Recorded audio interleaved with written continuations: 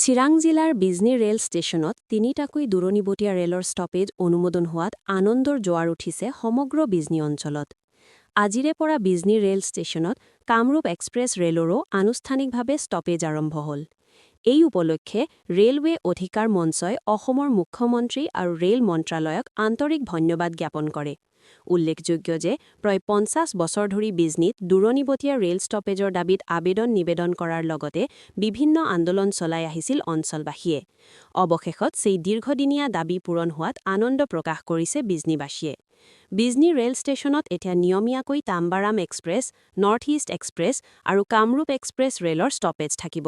ইয়াৰ ফলত যাতায়াতৰ ক্ষেত্ৰত বিজনী আৰু আশে-পাশে থকা অঞ্চলৰ ৰাইজে বিশেষ সুবিধা লাভ কৰিব বুলি আশা প্ৰকাশ কৰিছে স্থানীয় লোকসকলে। News desk, Bijni first 24।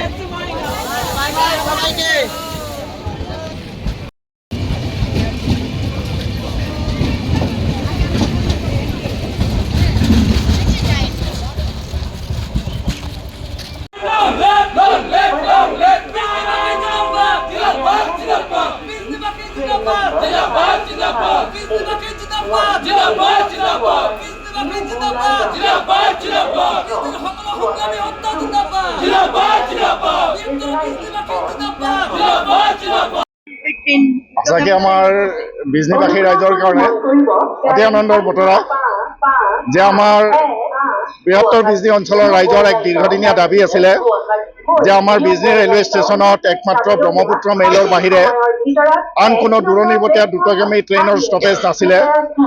আৰু এইটো আমাৰ বৃহত্তৰ বিজনী অঞ্চলৰ ৰাইজৰ বহুদিনৰ পৰা এটা দাবী আছিলে যে বিজনী ৰেলৱে ষ্টেচনৰ গুৰুত্ব উপলব্ধি কৰি ভাৰত চৰকাৰৰ ৰেল মন্ত্ৰালয়ে এই দূৰণিবতীয়া দ্ৰুতগামী ট্ৰেইন ৰখোৱাৰ কাৰণে ব্যৱস্থা গ্ৰহণ কৰিব লাগে। আৰু অতি আনন্দৰ বতৰা যে যোৱাকালি আমাৰ নৰ্থ ইষ্ট এক্সপ্ৰেছ আৰু চিলঘাট তাম্বাৰাম এক্সপ্ৰেছ আৰু আজিৰ পৰা কামৰূপ এক্সপ্ৰেছৰ ইয়াতে ষ্টপেজ উপলব্ধ হ'ব।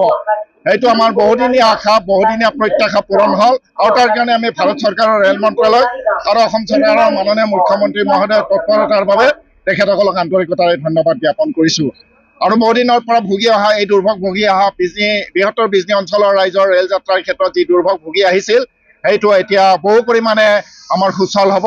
আৰু বিজনী এই অঞ্চলৰ ৰেল যাত্ৰীৰ কাৰণে অতি এটা আনন্দৰ বতৰা বুলি আমি আজিৰ দিনত অভিহিত কৰিছোঁ।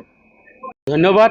আপোনালোকৰ মাধ্যমেৰে প্ৰতিটো দল সংগঠনক ধন্যবাদ জ্ঞাপন কৰিছোঁ। এইকাৰণে ধন্যবাদ জ্ঞাপন কৰিছোঁ যে দীৰ্ঘ ৫০টা বছৰ ধৰি আমি সংগ্ৰাম কৰি আহিছোঁ বিজনীত দূৰণিবতীয়া দ্ৰুতগামী ৰেল ৰখাব লাগে। আৰু বিশেষকৈ কামৰূপ এক্সপ্ৰেছৰ কাৰণে বিজনীবাসী ৰাইজ বহু বছৰ ধৰি ৰৈ আছিলে যে কামৰূপ এক্সপ্ৰেছ বিজনী ষ্টেচনত কেতিয়া ষ্টপেজ পাব। সুখৰ বতৰা যে বিজনীত কামৰূপ আহিছে, কিন্তু দুখৰ বতৰা এইটোও আছে যে 15961 কামৰূপ আমি নাপাম। আমি আশাবাদী যে 15961/62 কামৰূপ ট্ৰেইনখন যাতে ইয়াতে ৰখে, সেইটো আমি আপোনালোকৰ মাধ্যমেৰে দাবী জনাম। ইয়াৰ লগে লগে ধন্যবাদ জনাম বৃহত্তৰ বিজনীৰ বিভিন্ন দল সংগঠনক, যিসকলে দীৰ্ঘদিন ধৰি আন্দোলনটোত যোগ দি আছে বা আন্দোলনটো কৰি আছে যাতে বিজনীত দূৰণিবতীয়া ৰেল ৰখে। ইয়াৰ লগে লগে আসাম ৰেলৱে পেছেঞ্জাৰ্ছ এছ'চিয়েশ্যন, তেওঁলোককো ধন্যবাদ জনাম। তেওঁলোকৰ সম্পাদক দীপাংকৰ শৰ্মা ডাঙৰীয়া বহু কষ্ট কৰিছে যে বিজনীত যাতে ৰেলখিনিত ৰখে। ইয়াৰ লগে লগে মাননীয় মুখ্যমন্ত্ৰী ডাঙৰীয়া, তেখেতকো ধন্যবাদ জ্ঞাপন কৰিম যে তেখেতেও আমাৰ যি প্ৰতিশ্ৰুতি দিছিলে বিজনীত 3খন দূৰণিবতীয়া ৰেল ৰখাব, আৰু সেই প্ৰতিশ্ৰুতি ৰক্ষা কৰিছে, পালন কৰিছে। তাৰ কাৰণে আমি তেওঁকো ধন্যবাদ জ্ঞাপন কৰিছোঁ। ইয়াৰ লগে লগে আৰু এটা কথা যে বিজনীত কেৱল এই দূৰণিবতীয়া ৰেলেই নহয়, ৰাজ্যখনত প্ৰয়োজন আছে ছাব আৰবান ট্ৰেইনৰ, যি ট্ৰেইনসমূহে চহৰ আৰু গাঁওবিলাকক কানেক্ট কৰিব। আমি দেখিছোঁ যে BTCকে যদি কানেক্ট কৰিব লাগে, কোকৰাঝাৰৰ পৰা ওদালগুৰি যোৱালৈকে কোনো ট্ৰেইন নাই। আনকি 15961 কামৰূপ, যি ওদালগুৰি হৈ টংলা হৈ আপোনাৰ কলিকতালৈকে গমন কৰে, সেই ট্ৰেইনখন কিন্তু আমি পোৱা নাই। গতিকে আমাৰ BTCৰ লগত কোনো কানেকশ্যন নোহোৱা হৈ আছে। গতিকে আমি যি শুনা পাইছিলোঁ যে 62খন নতুন ষ্টপেজ বিজনীত হ'ব, তাৰে মাত্ৰ 52টা ষ্টপেজ ইতিমধ্যে 2 তাৰিখে ঘোষণা হৈছে। আমি আশাবাদী যে আৰু যি 10টা ষ্টপেজ আহিব, তাৰ ভিতৰত বিজনীতো যদি আৰু 2টা ট্ৰেইন থাকে, যেনেকুৱা 15961 কামৰূপ আৰু লগতে কাঞ্চনজংঘা, এই ট্ৰেইনখিনি যাতে থামে, সেইখিনিৰ কাৰণে আমি আন্দোলন কৰি আছোঁ, কৰি থাকিম। আৰু যেতিয়ালৈকে ৰাজ্যখনত ট্ৰেইনৰ পৰিমাণ বৃদ্ধি নহ'ব, তেতিয়ালৈকে আমাৰ সংগ্ৰাম চলি আছে, থাকিব। ধন্যবাদ। একচুৱেলি আজি মই নৱদ্বীপ গৈ আছোঁ। আজি পোনপ্ৰথমতে মই আপোনালোকক ধন্যবাদ জনাইছোঁ। আমাৰ দীৰ্ঘদিনীয়া দাবী, মানে আমি বিভিন্ন দল সংগঠন দীৰ্ঘদিনৰ পৰা দাবী কৰি আছোঁ যে বিজনীত কেইখনমান দ্ৰুতগামী ট্ৰেইন ৰাখিব লাগে। সেই আন্দোলনৰ জৰিয়তে আজি আমি ছাকচেছ হৈছোঁ। আমি 5খন ট্ৰেইনৰ দাবী কৰিছিলোঁ, ইতিমধ্যে আমাক মানে 3খন ট্ৰেইন দিয়া হৈছে। মানে এতিয়া আমাৰ আৰু এটা দাবী আছে, 15961/15962 ওদালগুৰি তেজপুৰ এক্সপ্ৰেছটো ৰাখিব লাগে, কামৰূপ এক্সপ্ৰেছটো ৰাখিব লাগে। এতিয়া মই ডেইলি পেছেঞ্জাৰ, এতিয়া মানে এনেকুৱা হৈছে যে এতিয়া কিবা এখন ট্ৰেইন মিছ কৰিলেও মই আৰু এখন ট্ৰেইন পাই যাম। সেইকাৰণে আমাৰ কাৰণে অতি সৌভাগ্য, আৰু বিজনীবাসী ৰাইজৰ কাৰণে ৰাইজৰ বহুত উন্নতি হৈছে। আৰু ইয়াৰ জৰিয়তে মই প্ৰথমতে বিজনীৰ যিটো ৰেলৱে সুৰক্ষা মঞ্চ, সেই মঞ্চখনক মই মানে ৱেলকাম জনাইছোঁ। আৰু লগতে আমাৰ বিজনীৰ যিটো ষ্টেচন মাষ্টাৰ, তেখেতক আমি ৱেলকাম জনাইছোঁ। আৰু যিটো আমাৰ 2খন ট্ৰেইনৰ দাবী আছে, সেই 2খন ট্ৰেইন যদি ৰাখে, আমি নথৈ আনন্দিত হ'ম। আমি NGB লৈ যাই আছো। কেনেকুৱা ফিল কৰিছা? প্ৰথম যাত্ৰী বিজনীটো প্ৰথম ট্ৰেইন আজি কিয় হ'ব কামৰূপ এক্সপ্ৰেছ?